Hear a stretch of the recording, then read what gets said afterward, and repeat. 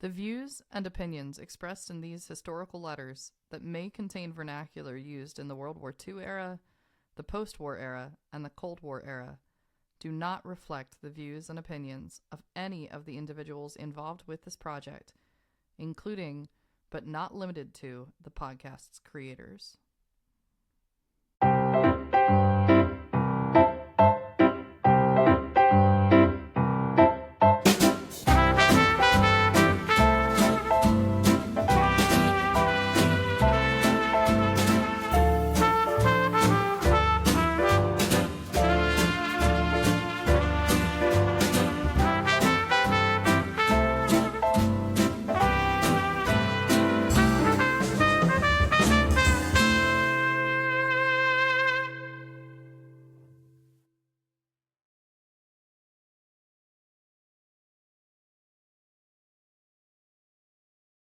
Morning, Jamie. Good morning, Allison. How are you doing this morning? Am I on the right side of the screen? I think so. Yes, I think I am. Yes. I just want to make sure. I hate being on the other side. It's weird. Yeah. I don't Yeah. like change. Man, last episode. Mm-hmm. That was a emotional roller coaster. It was, yeah. For any of our listeners that didn't check out episode 100, you'll want to go back to episode 100. Sweetie dropped some tea to Jeanne, some personal tea, and she kept it secret from Lou and from Lewis. I have definitely confirmed that at this point. And she set up an ability for Jeanne, even if she's not at Iowa Pack, to be able to get secret letters to Jeanne again, if need be. And in season 3, there will be, if need be. But we won't get into that at this point. Just a little tease for the future. Today, we're going to get back to some family letters, some updates, get a little history in here at the midpoint of the episode. For our newer listeners, we're going to talk about the Demarees. We've talked about the Grahams a good amount, but we want to catch everybody up, especially our newer listeners, or we need a refresh on who everybody is and how many kids everybody has at this point, because it can get a little confusing. We'll go through that briefly. But yeah, Jamie, we're now in February of 1952. We are. And so it's kind of strange to go from like the heavier letters that we had last episode to these letters, which are like a lot more typical. Like it's like the normal stuff that she gets through, that that she writes to her family about. But it I think it just shows like the how fleeting moments are in life. Like there's times when you're going through stuff, and then there's times when it's great and wonderful. Yep. So it's true. It's like this too shall pass. Has that not been that's been something that I've in my own personal life said to myself, this too shall pass. And it did. It passes. We move on through things, and we work through stuff and continue on, and we get back to like just like, how's Lewis doing, what's going on, and of course catching up with what Darst is doing, which is all that's always nice. So just some general housekeeping. If you could please like, share, and subscribe to the Love Sweetie podcast on YouTube, we would appreciate that. For the listeners on our audio channels, thank you so much for listening across all the different platforms that you're listening on, Apple Podcasts, Spotify, just to name a couple of them. If you could do the download, follow, whatever it is on that platform, leave a review. We appreciate all of that. And of course, check out the website at www.lovesweetiepodcast.com. But Jamie, we spent a long time in January. It's time to move forward into February.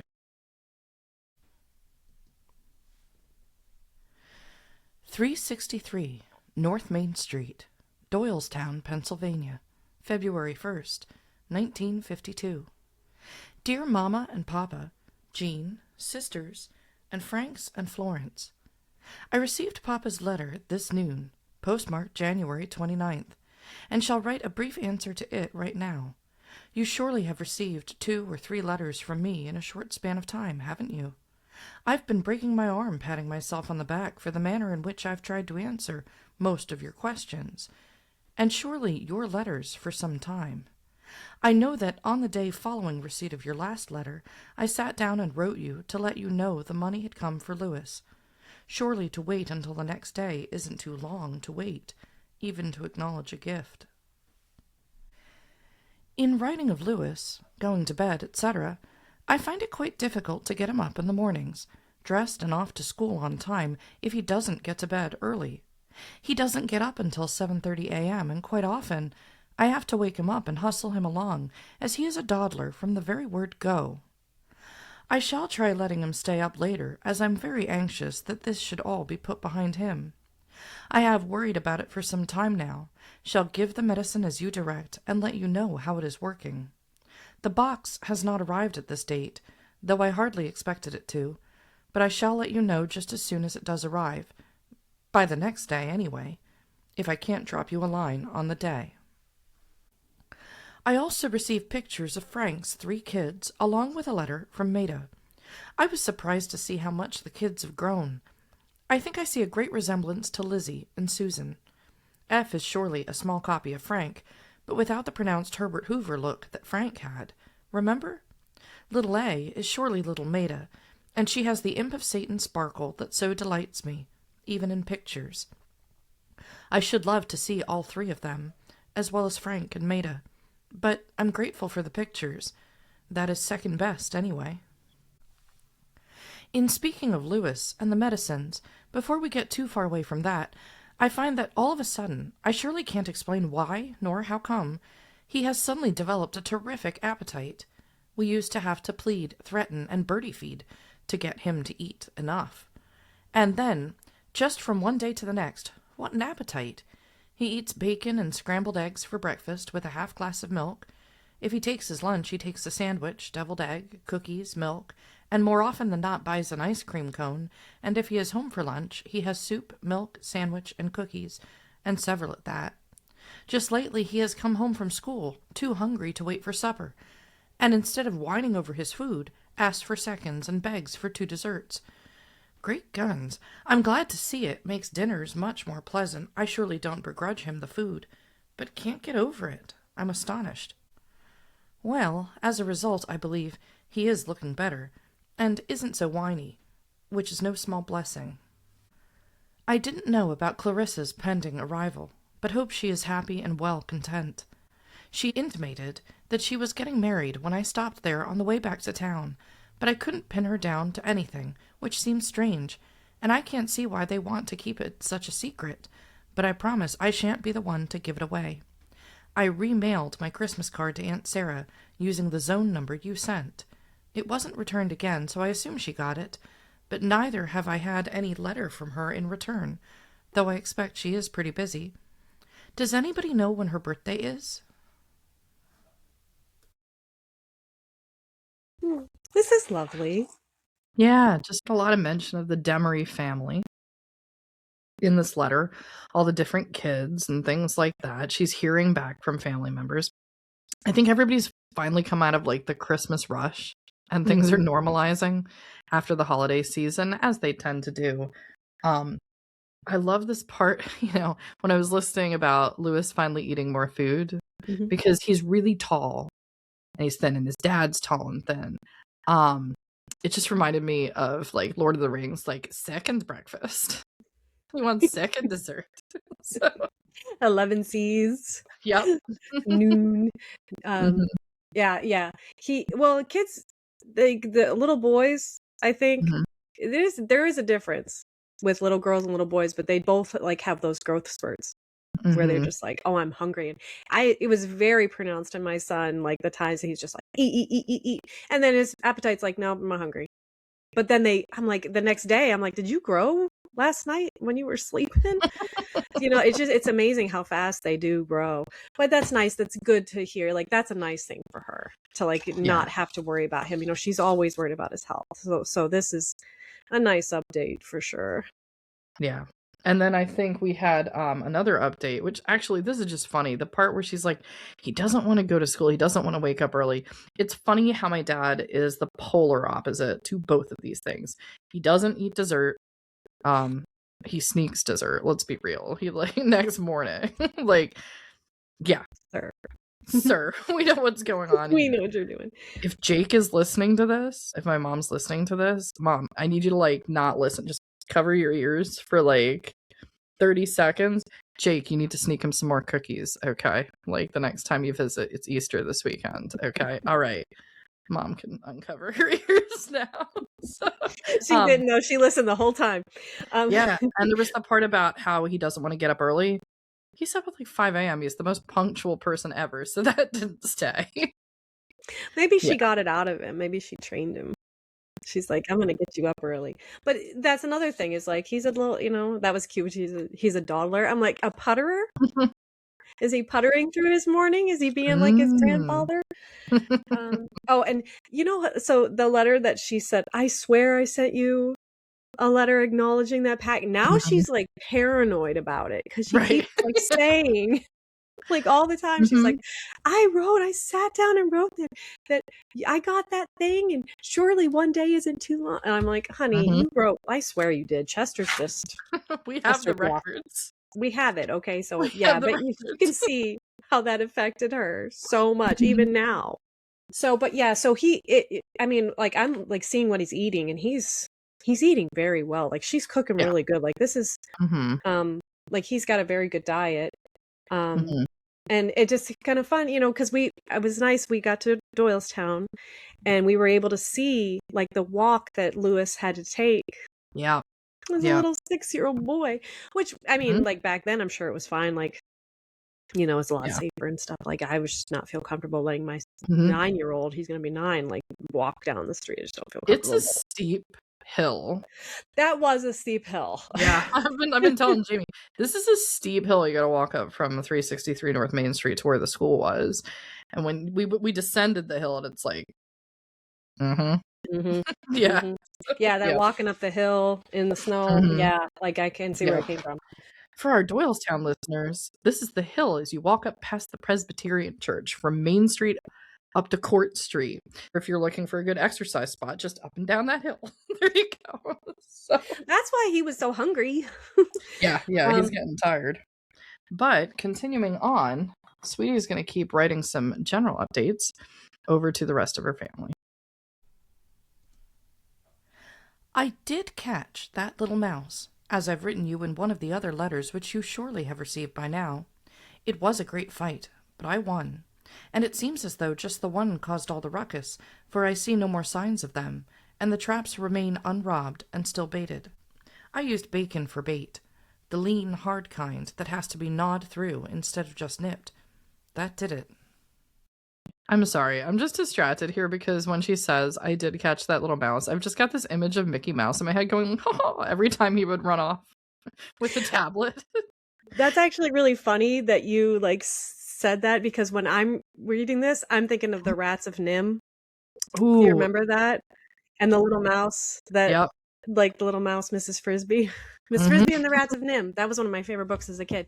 And that's what I was thinking of. The little camera I bought used 127 film. It is a cousin to the one that Frank bought for me as a gift when we lived in Norwood in 1947, I think. Simple to use, just my type. I've taken one roll and am anxious to have them developed and just see how well it does. I remember the other one took pretty good ones and hope these will be fit to send you. We'll see as soon as they are done. It was very inexpensive, $2.50, and if we decide it isn't good enough, Lewis will probably get some good out of it. For that price, I could afford it. You wrote this letter on January 29th and didn't even mention the fact that it was your wedding anniversary. I wonder if you forgot to mention it to Mama as well. I didn't send you an anniversary card until that date, which means you should have it by now. Have you received it? Another thing I wanted to ask Mama is this. If you still have secret pals, would you like me to buy you some cards to send? I see in the local card shop there are several nice ones that would be no trouble at all for me to pick up and send to you. I was tempted to buy them right then, but decided you might not be continuing that any longer in your lodge, and decided I'd better ask. Our cold snap of the past few days has let up for the 1st of February. It is much warmer, sunny, and fairly pleasant now. The days are noticeably longer, and it won't be too much longer until warm weather will be upon us, I keep telling myself. Sister, I had a nice letter from Mrs. Pfeiffer yesterday. I got a big kick out of her somewhat broken English and her rambling letter. Believe I'll try to answer it when her birthday rolls around. Thanks to you, I got F's birthday card sent on time. That is no small feat for me, and I do thank you. Florence, I have received notice of postage due on a letter from Iowa City. I assume that is from you. I'm hoping it will contain pictures of your kids, as well as a long letter from you. Don't disappoint me. Maida, as I said, the pictures of the kids are fine, and they look as sweet as they can be. I envy you getting all your mending caught up, and your work down so pat. I often despair at my lack of get up and go to get at the work. And besides, it seems so futile in this huge and generations dirty house. Then I shrug and say, ah, well, step over it and go ahead. Such entertaining yet, I've never undertaken anything such as you describe in your letter, and let's face it, don't have either the desire or the friends to invite. My entertaining is such simple stuff, as wieners roasted in the fireplace, or just family dinner for anyone who comes. Like you, we have all we can keep up with, just getting done what must be done, and following the sales to further our stock of antiques. We are neither of us much at going out nor entertaining, but would rather take off our shoes and wiggle our toes as we watch TV. We do not see that 10 o'clock p.m. weather report with Clint Ewell. He is only carried here on the 8 p.m. news with John Cameron Swayze from New York. I detect a right sharp sense of humor at times, though he remains rather businesslike with his weather report. I think it is real nice to know somebody else who knew him. I know we have one little man on TV who goes as the Gimbal Handyman, appears with shopping buys and hints for the housewives, and just recently I've been able to recognize him without makeup. And that is something of a feat, at the little auction sales we go to. He lives up near New Hope, which is supposed to be ultra, but he looks like little more than a casual farmer. Very Jewish, too. Just the same, I sometimes feel as though I'm rubbing elbows with the hoi polloi. Incidentally, he does buy antique-style furniture, but never the real McCoy, and he pays foolish prices for whatever he wants, whether it is worth it or not. You guess wrong on Joe, but I assume it is my fault. You see, it wasn't Big Town, it was The Big Story, and incidentally, he is on tonight, too, on that program, but we don't always know what part he will have in advance. I must stop now, as I've one other letter to write, and besides, I've lots to do. Don't I always? But I must run the sweeper and clean up the mess I made getting the ashes cleaned out of the fireplace. More later. Love to all of you. Sweetie. It was lovely. And she talked to everybody. Mm-hmm. Yeah. Yeah. We get such a nice little glimpse of what's going on, despite all the emotion we just had in like the last 2 episodes. Mm-hmm. A couple things to comment on here. I find it interesting that she says to her father, you wrote this letter on January 29th and didn't even mention the fact that it was your wedding anniversary. Yes, sweetie, because we know afterwards that he writes of his wedding to Lizzie. He just didn't write to her. So we know that Chester did not forget the anniversary.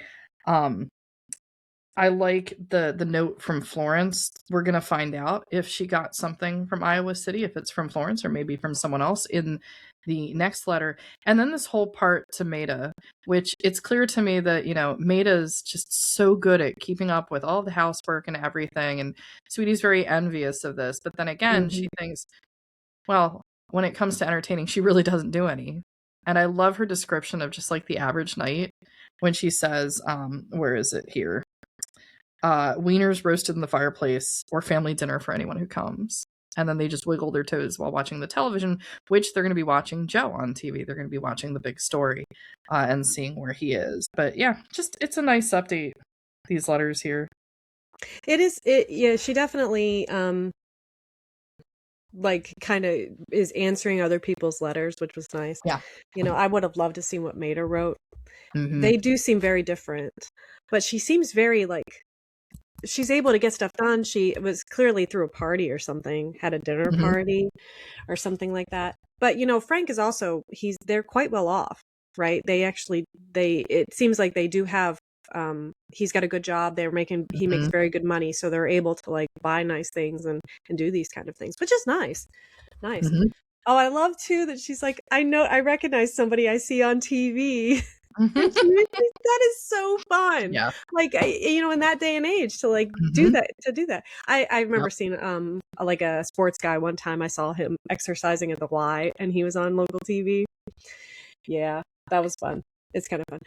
Oh, the last thing though, I did want because we talk about sometimes Pennsylvania accents and the way that you speak in Pennsylvania, the way you speak in Ohio and different parts of the country. And this was the conversation that came up one time. Must run the sweeper. Yeah, I figured when you saw the sweeper. I know you love the reference to the sweepers. Oh, yeah. Sweeper. It's a sweeper. It's the vacuum cleaner. I got to run the sweeper. But too, like, they're clearly making fires.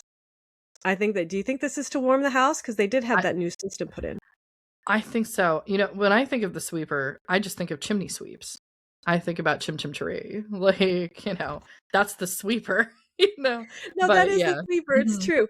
But yeah, we call vacuum cleaner sweeper. Well, she does. Yeah. But so she had to clean out the fireplace, so because there was ashes in it. And then, but I'm guessing that they probably do have to have fires and stuff to keep things warm. For but sure. Now it's February and they're starting to get warm. A little bit. Spring is coming. It's coming to Doylestown in 1951, 52. We're in 52 now, right?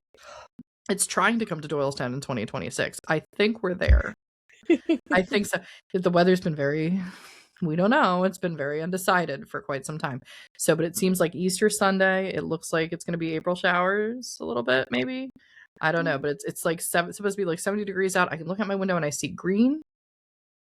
So I'm going to say it came. And then we'll see. Yeah, everybody goes, don't say it loud enough for Mother Nature to hear. Yeah. But yeah, but that was lovely. That was a lovely little letter. It's so nice to catch up with the rest of them and everything. Because there is a lot. We wanted to take some time, especially for our newer listeners. We've been talking about the Grahams, but just to give a quick refresh on the Demaree family themselves. So, especially because they're not in Pennsylvania, we don't get to see them in the action of the story as much anymore as we did in like the first season.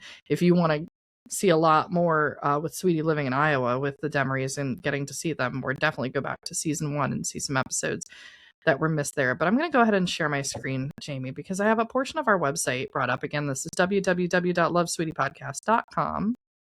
So this is the family tree page. And if you're ever confused about who Sweetie is talking about, every now and then she mentions a name like Clarissa, and it's not necessarily going to be here. But most of the major individuals in the storyline are going to be here. We, of course, have Sweetie herself and Lou, and then little Louis as a baby. So it's just a great picture. I find it hard to switch that to his other picture. The baby picture is so adorable. And we know that Jeanne's secretly in that photo as well, because she's holding up the baby, which is why he's smiling so much. She's beneath the blanket. So technically, Jeanne is present as well. Then we have Chester and Laura, and on the other side, the Graham family, Samuel Sr. and Sydney there, G-Mom Graham. But just looking at the Demarees, I never get tired of looking at this photo of Chester. It's to me like the doctor photo. It's like if you looked up doctor in the encyclopedia, Chester's photo is just right there. Like that's it. And he's like, and he put on a tie. Yeah, he put on a tie. He's like, I gotta be fancy. Yep. And then Sweetie has 4 siblings. She has Margaret Elizabeth Demaree is the eldest of the Demaree siblings. And as you can see the details here, born in 1913. She's the one known as Lizzie. So we just heard in episode 99, Chester writes, "Dear Lizzie." That's Margaret Elizabeth. Then there is Robert or Bob Chester Demaree, the oldest brother. Unfortunately, Bob passed away in the tragic plane crash. That's in episode 45, the coverage of that story that happened in early 1946. So he's not in the story, but very much in the hearts of everybody. We get a lot of references to Bob. We just did in episode 100. So there's a lot of information on Bob in season 1, and then in the second episode of season 2, episode 45, with what happened to Bob. Then, of course, Frank, we've heard about in this letter. Frank's married to Maida, and Frank is the next oldest sibling here. And Then we have Velma Jean, who's always just known as Jean. I'm trying to remember, have I seen a Dear Velma on anything, despite some of the nicknames she uses? I don't think so. Now she's married Glen Joss. And Glen has 2 kids. This is going to come up again in episode 102. We're going to hear a little bit about Glen's kids through his previous marriage. But the other thing I wanted to go to is just real quick over to Sweetie's scrapbook. And I just wanted to remind everybody, you can see some photos of the Demarees and the siblings all together in the 1940s and earlier album. We don't have yet online a 1950s album for the Demaree family because we haven't had enough visits of the family or Sweetie going out to Iowa and these places to get pictures. There will be pictures coming. But just some of the early history, we have some of the 1800s pictures of the early part of the family. Laura's parents, Sweetie's mother's line, is the Schuler family. And we have a wonderful photo from the 19th century of the maternal grandparents for Sweetie. And I mean, this is a farmer family from the Midwest. And it's really, really a phenomenal photo. And all the details are online. You can click into every photo and get all the details of who everybody is. Laura was quite beautiful when she was younger. This is about 1910. This is about right before she gets married to Chester. You know what I love about this picture? Yeah. As I see Sweetie. Yes. Mm-hmm. That's what I love about this picture, is like you can see I can see Sweetie's face. I can see Laura's face. I can see Laura's face in Sweetie's face. It's cool. Then we have another picture of Chester and Laura. I prefer the one with his sleeves rolled up, but we get that one here. And then we have some pictures of the siblings as children, which are just wonderful little time capsules. And I know it's very hard for some families to have early childhood photos of individuals from the early 1900s, late 19th century, early 20th century. And to also have everybody identified in the photo. But that is Frank on the right-hand side there. And then, of course, I believe we have the inscription. I think this was taken about the 1st of May. We think it's the best ever. So Frank is on the right, and then Margaret Elizabeth is on the left. So that's Lizzie over there. This I love. This is when Aunt Jeanne is 1 year old in this picture. One of the oldest in the collection. And we get to see, I love seeing the outfits. You know, what's really fascinating about this picture, and if you ever go to like historical places, and they comment on this a lot, it's very unusual for children to be wearing shoes in this time period because they grow out of them so fast. It was considered quite a luxury for children to be wearing shoes. The fact that Jeanne is wearing shoes at 1 year old, they were passed down from the other kids because she's the 4th child, of course. I can't see Chester and Laura investing in shoes otherwise. But that's why you see so many kids barefoot until they have pretty much stopped growing significantly, usually until they're teenagers. A lot of, unless it's an extremely formal photo, they're not going to be wearing them. This one I adore. This one is Bean Candy. This is what this photo is titled, from Laura. We get the name of it. This is Frank and Velma Jean. And the beans are going to be green beans that she's grown in the garden. So this is the Bean Candy. And again with the shoes. So wonderful. This looks like almost a work of art. Yeah. Yeah, this is a brilliant photo. I really love it. I mean, just like the edge, and it just looks like a painting. Yeah. So this was Chester. Was this Chester taking these? Probably. Yeah. He was good. Yeah. I just, again, the detailing of these shoes, these little boots that they're wearing. Oh my goodness. So charming. Our audio listeners, just go to that website and check out the album, go through. This is the oldest car photograph we have for our car fans. I had gone on social media to ask some car experts, because I'm not a car expert, to identify what type we have here. This is the Model T Ford that Chester owned. This is the doctor's car.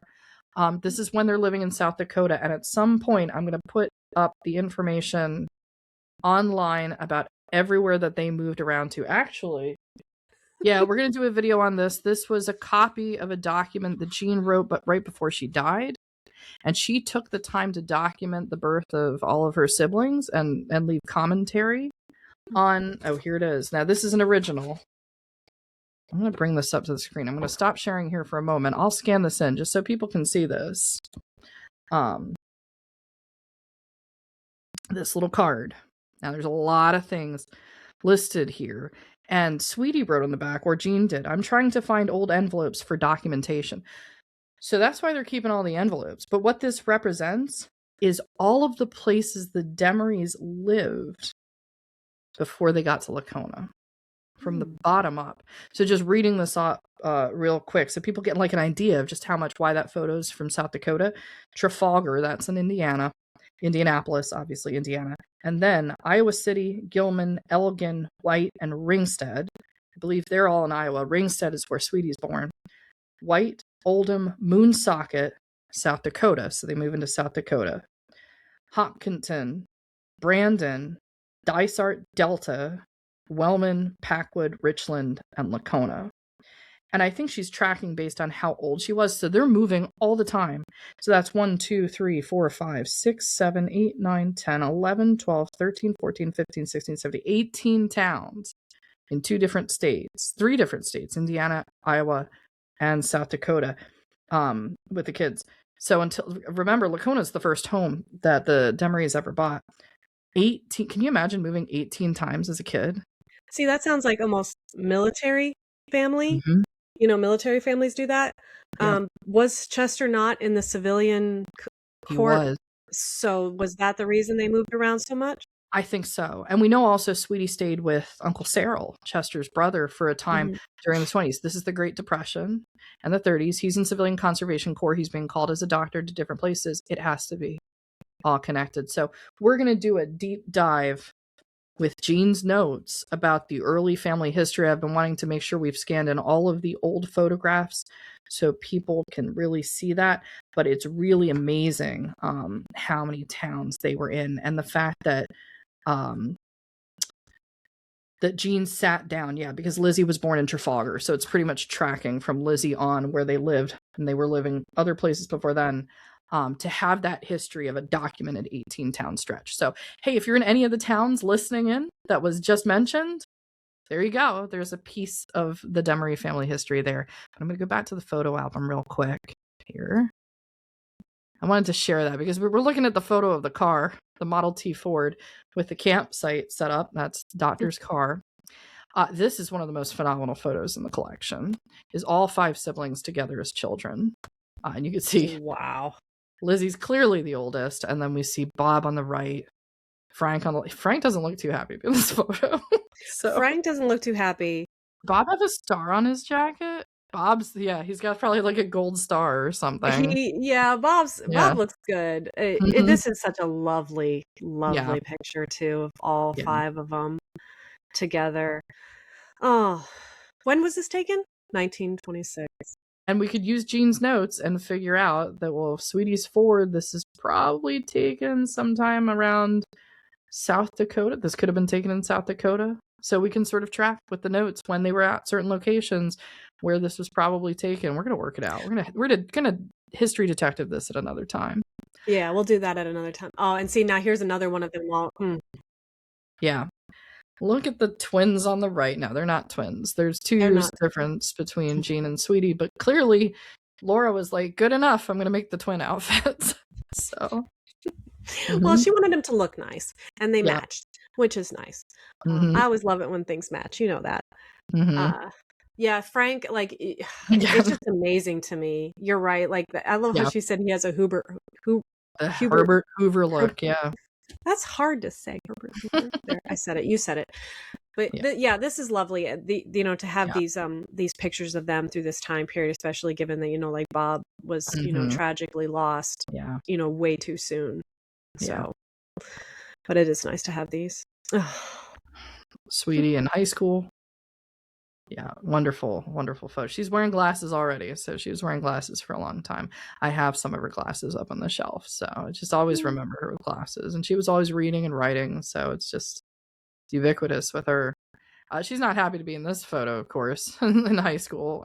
They probably took her glasses. They're like, you can't have those. She's like, I can't see. I can't see anything. Yeah. Florence. And then this is Florence. Love this. Yeah, this is Florence. Oh, I love this outfit that she has on. Belt. That she hat. Rock a belt and that hat. Oh. The detail on the dress. Oh. The detailing with the corsage like built into the dress. Yeah, this is unbelievably cool. Rare Yeah, photo they of had such uniform. awesome clothes They back in did. the 40s. This is tailoring. This is absolutely tailored clothing. Absolutely.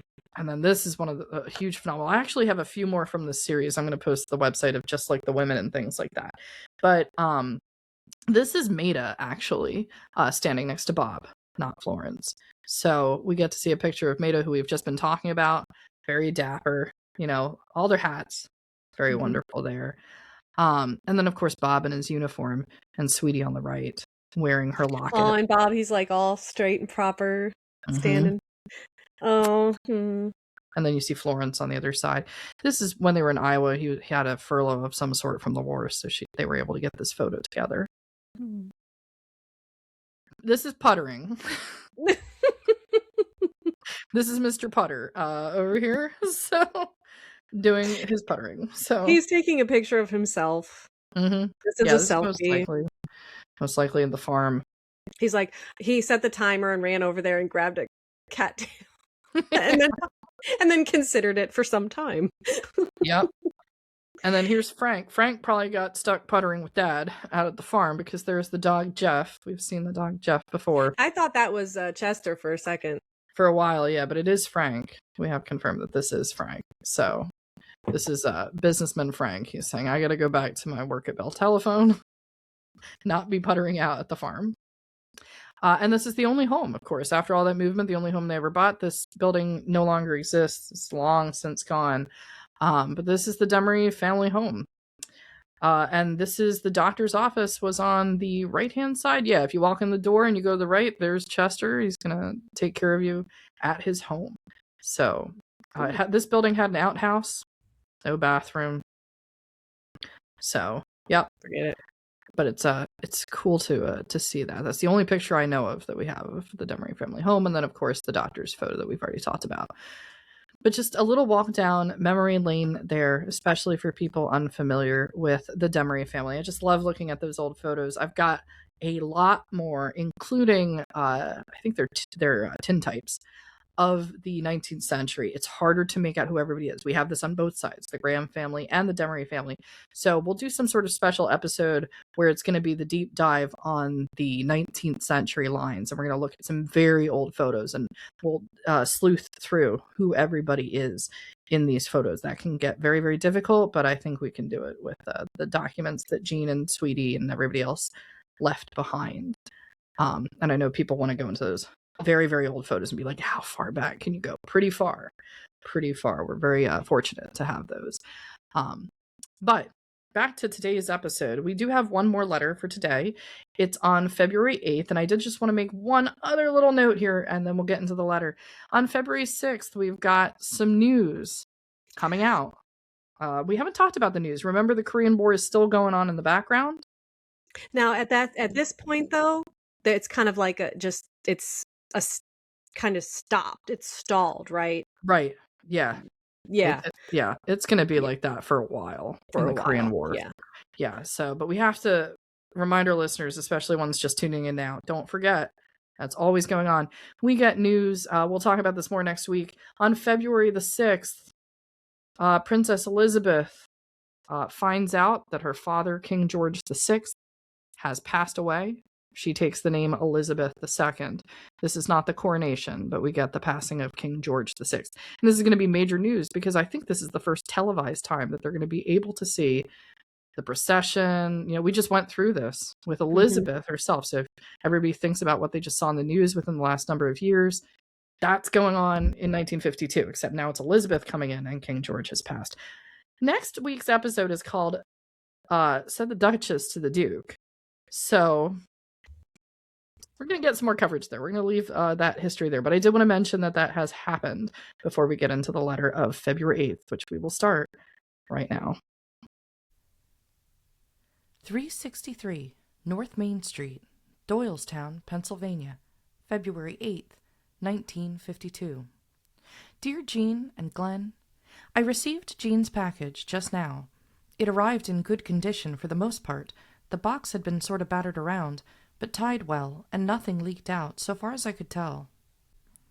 The paper was all intact on the outside, so I'm quite sure it is all here. Thank you for the knitting books. I've been hoping they'd get here so that I could finish the sweater for G-Mom. You know, Elizabeth is going to go to Florida, and I think that maybe G-Mom will try to go to Atlantic City for a day or two, and would probably be very glad to have the sweater, if I can get at it, and get it finished. I see by the supply of paper that you are either robbing Iowa Pack, or else you do expect a steady stream of letters. I found I had more than I thought. It got mislaid in moving, and so with this also. I shall have plenty for some time to come. I'm anxious to see the movies you sent. 3 cans. We do still have the borrowed projector, and we will probably see them tonight when Lou gets home. If I knew just how to run this projector, I'd have me a sneak preview all by myself. It makes me a little sad to have you send me this dress, for I know how much you like it, and how nice it looked on you. I wonder if you shouldn't have kept it for a while. I don't expect you to keep that weight very long, and wonder if you won't regret having sent it. I haven't tried it on, and won't, until I have a girdle on, lest my inferiority complex over my weight hit a new low, or high, as the case may be. Those spoons! Where were they? I have been hunting them, but have been scared to death to tell Lou they were out of pocket. They belonged to Lou's grandmother and grandfather, and G-Mom dealt them out, 3 to each of us. They are some of the most prized family treasures. We were talking about them just a few days ago, and Lou asked me to get them, so he could look at them again. I made a stab at looking for them, and made a feeble excuse about having put them away too carefully when we moved, and that I'd need time to find them. If he suspected they were lost, he didn't let me on, and so I'm eternally grateful that you were taking care of them for me.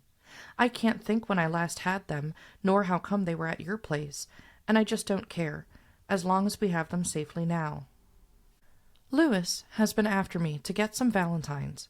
I looked at some the other day, but they weren't nearly as nice as these, and for some reason I didn't buy any, and I wonder now if my subconscious mind didn't tell me they'd be along soon in the mail. He will be delighted. He took his lunch this noon, and won't know they are here until this afternoon, but you can be sure we'll be busy cutting and sticking after supper. I think that is everything that was in the box. I'm grateful for your sending the things, and so thank you for everything.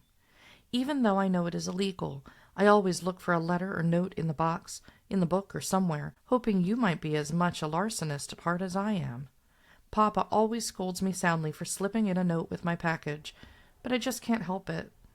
Well, I hope there will be a letter from you soon. And now, here's my tale of woe and trouble.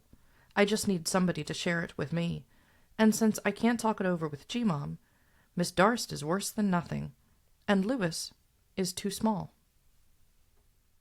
Okay, we're going to pause before we get into our tale of woe and trouble. Yeah, oh no, not another one. What was it? Okay, so when you send a package, you're not allowed to put a letter in there? Yeah, you're not supposed to. That is the stupidest thing I've ever heard of. And Chester's upset that she's chancing the legal ramifications of doing this, but she's like, I gotta put a note in, though. Chester just, I'm sorry, he can't speak from his place, okay? Like, oh, I don't want you to send a letter. Like, so what, because of the postage? Like, really?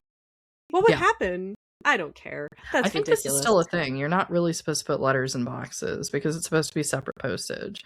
But it is actually, that's true, because when I believe when I sent your dad something, I wanted to put the letter on top, and she's like, no, you can't do that. And I was like, are you serious? Yeah. Yeah. Like, we're in the age of email, which is free, and we're still, okay. Yeah, I don't get it, but it's been a thing. It's been a thing, so, yeah. But, okay, so I guess she, we're kind of working backwards here. She had their spoons. Why would she have their special spoons? Yeah, so they're inherited items, the silverware from Lou's grandparents, and these are going to be his paternal grandparents. We have very little documentation about the paternal grandparents. There's a problem with the Graham family line. It's something that's always an ongoing investigation. Graham is a very common name And we know, so Samuel, if you go back into the family tree, you'll see that Samuel, Graham, and Sydney, G-Mom, right, are Lou's parents. Samuel Sr.'s parents were William Graham and Eliza McBride. And William's the immigrant. He came over in the 1800s from Ireland. There's a lot of Grahams in Ireland that came to the United States in the 1800s. I've narrowed it down to 2. And it's really a question. And the thing is, I really have to get to Ireland and look at information in Ireland about the Graham family line. We could do a podcast in Ireland. I'd be fine with that. And I think the Irish Grahams come over from the Scottish clan. Irish Graham sounds like a cookie. It does sound like a cookie. Sounds like a Teddy Graham. Yeah, Teddy Grahams. That's like it's Bailey infused is what it is. It's graham crackers that are Bailey infused. Yeah. Hey, Teddy Grahams, we just gave you an idea for something for next Patrick's Day. Like, yeah. But yeah, the spoons are engraved. And with their names, and Sweetie's like, oh my god, I almost lost these things, and then I was panicking because he's like, get out the spoons. And we do have a photo of the spoons, so we can actually bring that up here. I was bringing it up on the other screen, and this is what we're talking about. So, and they even say Graham on them, like you said. Oh, wow. W. Graham, and that's William. We have this beautiful little design. It's actually really funny to have your name on it. Like, that's my spoon. Does it have your name on it? Yeah, it does. Look. Oh, it's got both of there. It's W and E. So it's William and Eliza. William and Eliza. Eliza's beautiful name. William and Eliza. Yeah, so this must, do you think this was like a wedding gift or something? Probably. Now, she's talking about spoons, plural. We only know of these 2, and one of them's a fork. So I think what happened is probably Joe might have gotten his hands on one. Aunt Betty might have gotten his hands on one. They might have split them up by the time Lewis's generation comes in. So I'll be checking in because, well, I could ask little Marguerite, did you ever get a spoon? It'd be nice to see more than 2 spoons in one place, but at least the one survives. And we can also see, and Dad's brought this up, he actually made a short video. If you go out to YouTube, there is a short about this, about how he would have eaten with the fork, because you can see the tines are somewhat bent together. There is no knife, and he's using it to cut meat and things like that. Dad uses these items today. He loves these. He has them on the kitchen table, which is what they're sitting on right now. And maybe that's not the best policy, but hey, he's going to use his great-grandparents' silverware. He loves these. He's allowed. That's okay. Yeah, so thank goodness she found him, and I'm happy that we can actually show these 2 items, especially the spoon from the story. That was I really did like that, the part about the spoons. So she also sent, like, remember a few letters ago, she asked for the knitting book because she was making a sweater, and the instructions had got lost. The move, it clearly was done in haste. Because there's so much stuff that they missed, or things are in different places, and she's still finding stuff. Because when did they move? It was sometime during like April, May of 51. And they still have County Line Road. They're renting it out. So like they may have been gradually moving things and like hastily shifting up the most important items. But for these to be with Jeanne, that's really unusual. And I'm thinking, was he not asking about this at County Line Road? They got that in like 1948 or in 1949 after Norwood. Was this the time period that she was in Iowa while he was in the Merchant Marine, and all of her items after having left Norwood were in Iowa? And they may have been in Iowa with Jeanne for about 1.5 years. I can see her giving these to Jeanne, like, please watch these. These are, so that's probably why she had them, because she needed to keep them safe. Yeah. So that's good. But so they have those back, which apparently was like something he'd been asking for, and she'd been, putting that off. But they also got some more movies. They did. They got some more movies. That's great. So, and I like how she's like, if I could run it, I wouldn't run. I'd be like, you figure it out, Mr. Mechanic. I'm not touching that. Even today, like, I'm like, you do it. So, but that's nice. So we got some nice, like, she sent a nice little box, and she's acknowledging it. But now we have to move on to the letter and find out what's weighing heavy on her mind. I've been worrying about Lou's general health for some time.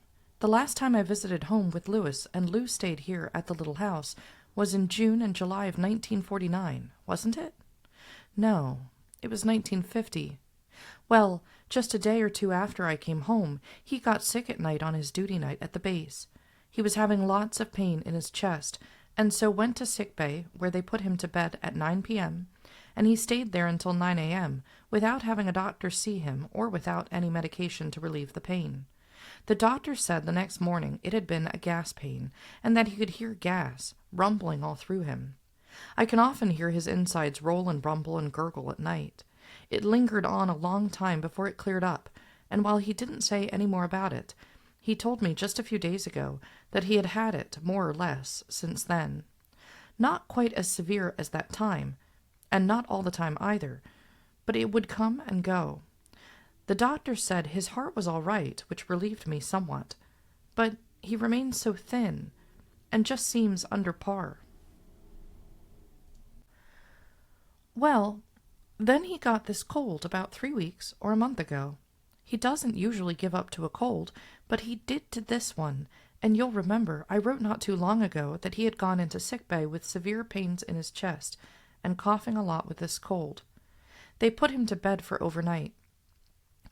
The doctor ordered aspirin and codeine given to him, but the corpsman carried the key home with him.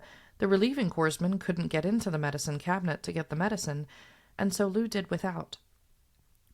A few days later, when it was still bad and showed no signs of letting up, he went in again, told the doctor he thought it must be pleurisy pains. The doctor said it might be, and they gave him a shot of 300,000 units of penicillin and another supply of the aspirin and codeine capsules for the pain. I could, by laying my ear on the left side of his chest, hear a very definite rattle when he breathed deeply. It seems to be worse in the mornings, and after a while it seems to let up. Well, he has tried to take it easy, but you know that isn't easy working outside in the cold as he does with those airplanes, and just when we thought he was getting better, and the pain seemed to be leaving, it flared up again and he felt pretty bad. There was only one night that I know of that he carried a temperature of 101, and that was the night before he finally turned himself in, when I wrote of it. Since then, he has not carried a temperature that I could find, though I didn't really take it every day either. Yesterday was his duty night again, and I drove down with him and brought the car back. I knew he was feeling badly and wasn't surprised when he said he thought he was going to have to be back to sickbay, for the pain was getting worse. This time they took x-rays, and when he went back in the afternoon, the doctor said the left side looked suspicious, and they were sending them down to the Naval Hospital for the doctors down there to look at. Still, the doctor offered no further medication, and I guess Lou just outright asked if he didn't think he ought to have another shot of penicillin, and so the doctor said to give it to him. He called me last night to tell me about it, and that he should go back to sickbay next Friday, a week from today, to get the final word about the x-ray. If it were pneumonia, he could die between now and then, and if it is TB, of course, a week more won't make such a great lot of difference. They are required to have x-rays taken every once in a while, every 6 months, I believe, and surely any TB would have been detected then, if the doctor was paying attention to his business.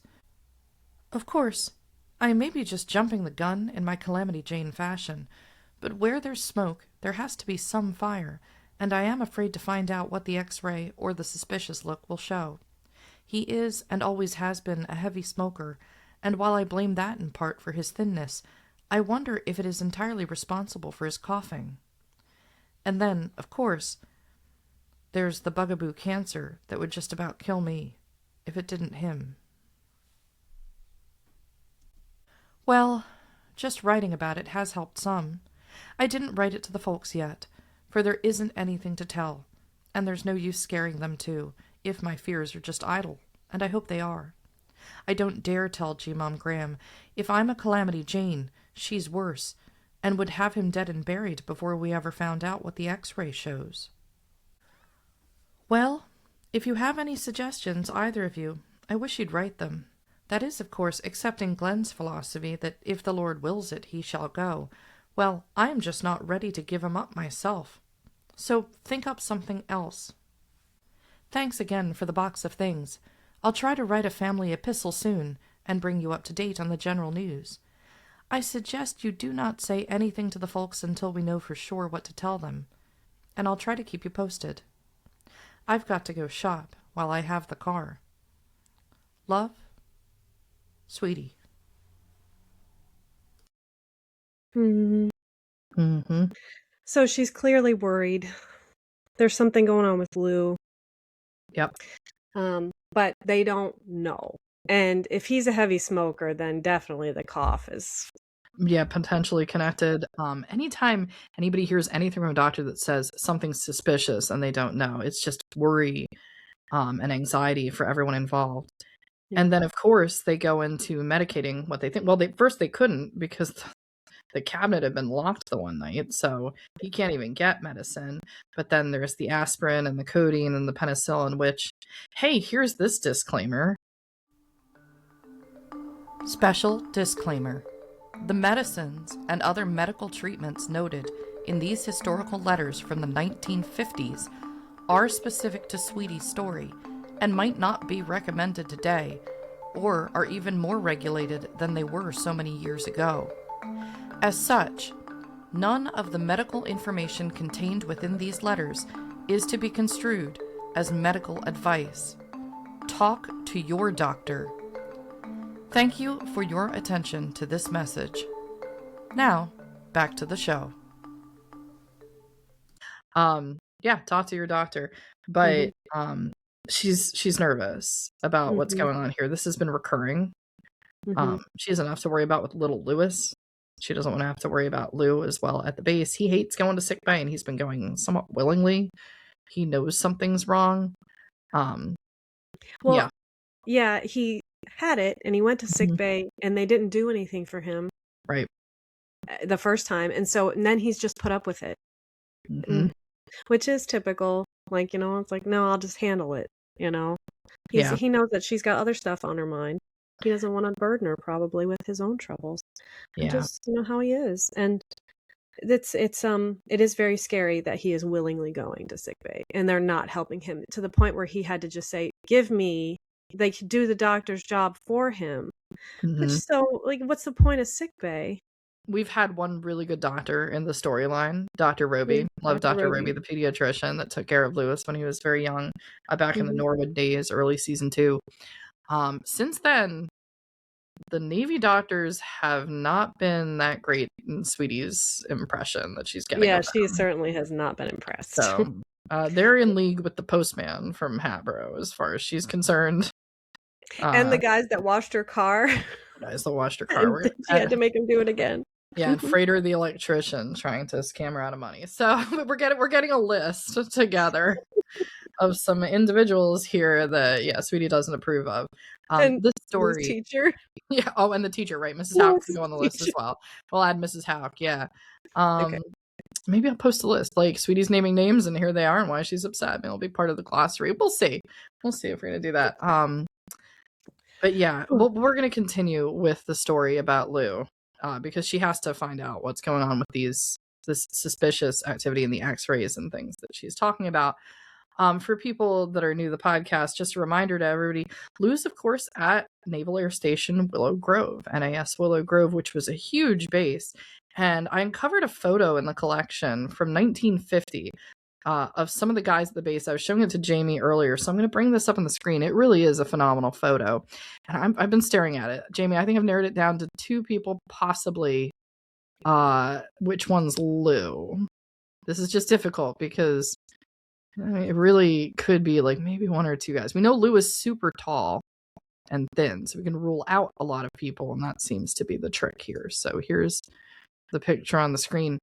And what's amazing about this photo from 1950 at Willow Grove is this is just the maintenance department. This is a giant base. This is a huge base. Yeah. Wow. It was just when did it stop? Willow Grove, I'm gonna look this up. It was in service for a long time. They did not shut Willow Grove down for a long time. It's still utilized at some part. It's such a massive base. But yeah, the Navy departed in 2011. So until 2011, this is an active naval air base. Who do you think it is? Okay, so here's my suspicion. Yeah. I'm going to zoom in. Okay. Now, we know it's none of the guys in all the very fancy uniforms. Mm-mm. So we rule all of them out. I actually think he's kneeling. I suspect he's one of the guys that's kneeling because there's nobody that's standing out to me in the back that's super thin and super tall. And that would be my first instinct is he's got to be in the back. But I don't think so. I think he's kneeling in the front. And just based on that. Some of them are smiling. I know he would not be. No, right. Yeah. This looks like the non-smiling. This guy looks like he's tall and really hunching over. Mm-hmm. And I feel like very potentially that's Lou. That is Lou. That right? looks like him, right? That looks like the picture of him by the house on Main Mm-hmm. when he's outside working. Yeah. That And looks like his stance. And how he's sitting, he has to he can't just sit straight down. He looks like he has to sit at an angle because he's so tall. And he's hunched. That's Lou. I bet you that's it. I think that's him. Yeah. So for people who are looking at this later online, over the word department, right above the T to the right, that's who we're suspecting is Lou. We're gonna call it. I think that's we're gonna call it. Yeah. He's not smiling. Yeah. He's probably doesn't feel good. Right. We know. Yeah. And he doesn't want to go to sickbay, so he's like, "Can we just take this picture?" Yeah. But what a photo. Yeah, that is. It's a lot of people. Yeah. Mm-hmm. That was cool. I'm glad that you found that. So you just recently found this? Yeah. It's just been sitting with the collection. Every now and then we find it. I remember when we found the contractors from 1942 at Ottumwa. Every now and then she gets these sort of official photos that have come out. Now, I guess they were just kind of writing on the front of the photo what it is, but I'm grateful for whoever did that gives us the date on that photo. This is when he would have gone just back recently after leaving the Merchant Marine and returning to the Navy. So, and they were living at County Line Road, of course, this year. But that's another thing. He would have been really tan. Yeah. So yeah, that's a cool photo. And I don't know how many of those have survived or how many copies are still out there. It was probably something that a bunch of people had, but it's been over 75 years, so it might be, there just might not be that much left of that photo. So happy to share it. Leave a comment if you had, especially if you're in the area and if you knew someone that worked in the maintenance department at that time, because there you go. See if you can find your ancestor in the photo. But that's pretty much it for this episode today. Jamie, we've got to figure out what's going on with Lou in the next episode, get some resolution on that. Yeah. And catch up with the family. Yeah, so we'll get some resolution with Lou, but not until 102. And then we also, I'm kind of excited because we have a Chester letter. We do. Always have a little Chester letter. So that'll be something to look forward to in the next one. Yep. But yes, that is all for today. Bye, everyone.